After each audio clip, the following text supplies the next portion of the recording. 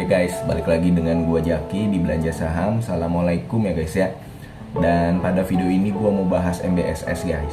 MBSS ini perusahaan pelayaran dan kita langsung ke laporan keuangannya. Laporan keuangannya menunjukkan hal yang positif sebenarnya. Ekuitasnya naik.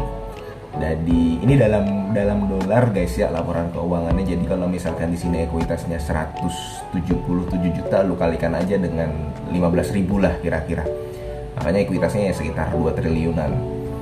Begitu juga dengan laba kotor, laba bersihnya naik dari tahun sebelumnya cukup besar naiknya karena memang lo tahu sendiri komoditas sedang gila-gilaan harganya, pengangkutannya kemana-mana, ekspornya juga, yang artinya ya perusahaan pelayaran semacam ini atau SMDR kecipratan. Perusahaan pelayaran, perusahaan alat berat, bahkan perusahaan komoditasnya itu sendiri penambangan batubara untungnya gede-gede semua begitu.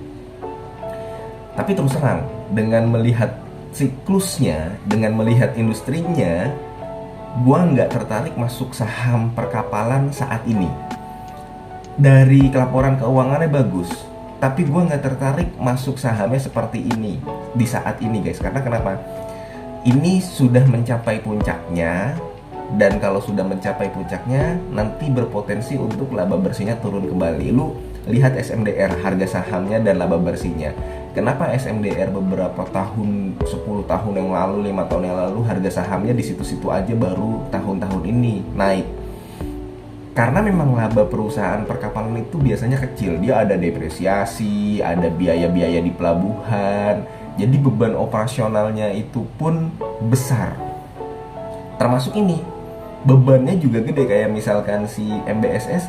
Coba lu lihat pendapatan bersihnya 63 juta dolar. Beban langsungnya sendiri udah 45 juta dolar. Artinya ya sudah lebih dari 70% guys ya.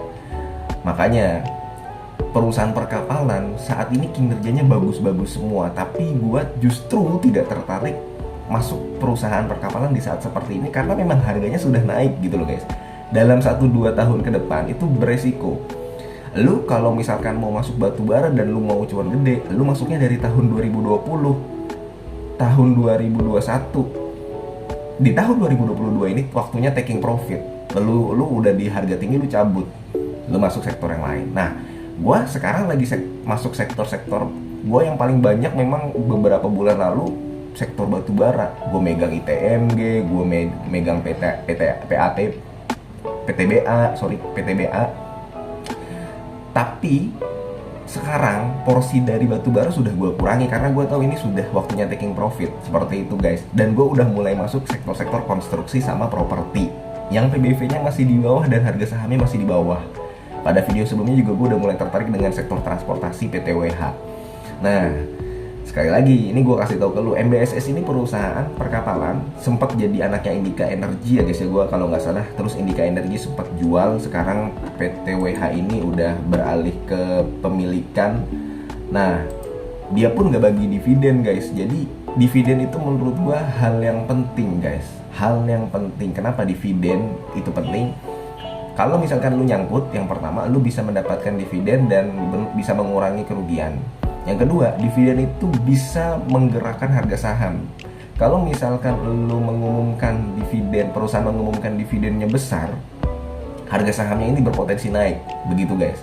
Nah, si MBSS ini nggak bagi dividen. Itu alasan juga kenapa gua nggak akan masuk saham seperti ini. Yang pertama, siklus industrinya. Yang kedua adalah dividennya. MBSS ini nggak ada. Tapi kalau lu mau lihat dari laporan keuangannya, bagus. Laporan keuangannya gua katakan sekali lagi bagus. Nggak ada yang salah, nggak ada masalah, dan kinerjanya bagus di tahun 2022 ini. Harganya pun masih murah guys, BBV-nya masih di bawah 1. Ada nggak potensi untuk naik? Ada. Masih ada dia ruang untuk naik. Dia bisa naik lah, karena setahu gua untuk harga tertingginya itu ada di tahun 2014. Kalau gua nggak salah di 1400 deh guys. MBSS ya nih, coba gue cek. MBSS dia sempat menyentuh harga 1.400. Apakah dia bisa ke harga 1.400? Wow, dia sempat 1.700 malah di tahun 2011. Pada saat booming batubara juga, itu booming komoditas. Sempat, artinya dia sebenarnya masih punya ruang bertumbuh guys, si MBSS ini. Tapi yang membuat gua ragu untuk masuk, dia nggak membagikan dividen. paling nggak dividen payout ratio 30% lah guys. Nah itu bisa membuat si MBSS ini harga sahamnya naik. Tapi kalau misalkan saat ini gue pribadi nih gue ya guys ya, gue nggak akan masuk saham seperti ini. Masih mending ya gue membeli saham batu baranya kalau mau masuk di saat seperti ini gitu, daripada si MBSS ini. Jadi begitu guys. Sekali lagi, laporan keuangannya bagus, kinerjanya bagus, nggak ada masalah. Tapi gue punya alasan sendiri kenapa gue nggak tertarik dengan saham MBSS ini. Yang pertama dari sektor industrinya, perkapalan.